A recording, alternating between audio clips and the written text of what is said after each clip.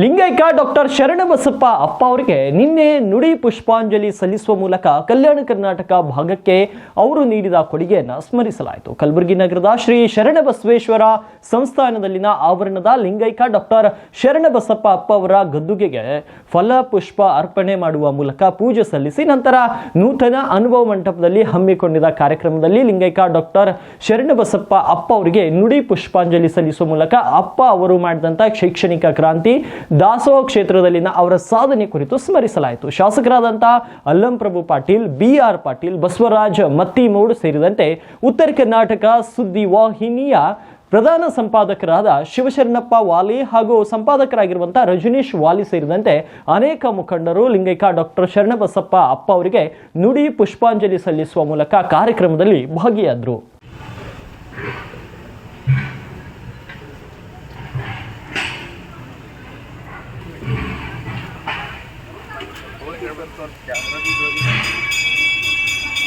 News ಬಂದಿರೋ share ಮಾಡ್ರಿ ಅಂತ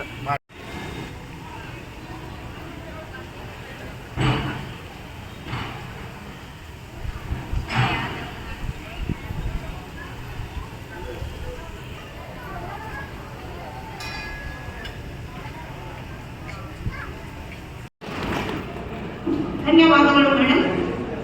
ಈಗ ಪೂಜ್ಯ ದೊಡ್ಡಪ್ಪ ಎಸ್ ಅಪ್ಪ ಅವರು ಸಬಲೀಕರಣಕ್ಕೆ ಬಹಳ ಭದ್ರವಾದ ಬುನಾದಿಯನ್ನ ಹಾಕಿದ್ದಾರೆ.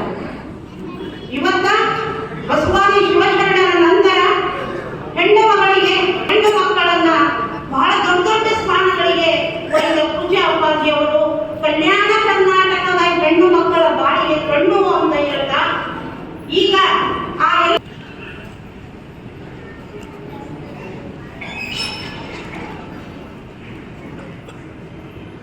ಪೀಠಾಧೀಶರಿಗೆ ನನ್ನ ನಮಸ್ಕಾರ ಸಲ್ಲಿಸಿ ವೇದಿಕೆ ಮೇಲಿರುವ ಎಲ್ಲ ಪೂಜ್ಯರಿಗೂ ಇದು ನನ್ನ ಭಾಗ್ಯ ಅನ್ಕೋಬೇಕು. ಅಪ್ಪಾಜಿಯವರು ನಾನು 8ನೇ ತರಗತಿ ನಮ್ಮ ತಂದೆಯವರಿಗೆ ಮಧ್ಯಂತರ ಟ್ರಾನ್ಸ್ಫರ್ ಆಯಿತು.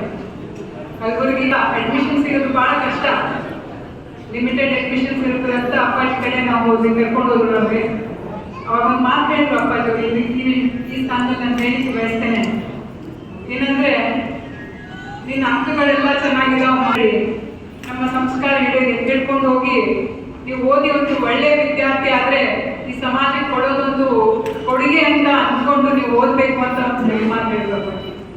ಆ ಮಾತು ನಮ್ಮ ಶರಣಬಸವೇಶ್ವರ ಸಂಸ್ಥಾನದಲ್ಲಿ ಓದೋರೆಲ್ಲ ಬಹಳ ಒಳ್ಳೆ ಸ್ಥಾನಕ್ಕೆ ಹೋಗಿಕೊಂಡಿದ್ದಾರೆ. ಇದೆಲ್ಲ ನಮ್ಮ ಆರಾಧ್ಯ ದೈವರ ಸಂಸ್ಥೆಯ ಆಶೀರ್ವಾದ ಅಂತ ನಾನು ಯಾವತ್ತೂ ಮರೆಯಲಿಕ್ಕೆ ಸಾಧ್ಯ ಇಲ್ಲ. ಹೀಗೆ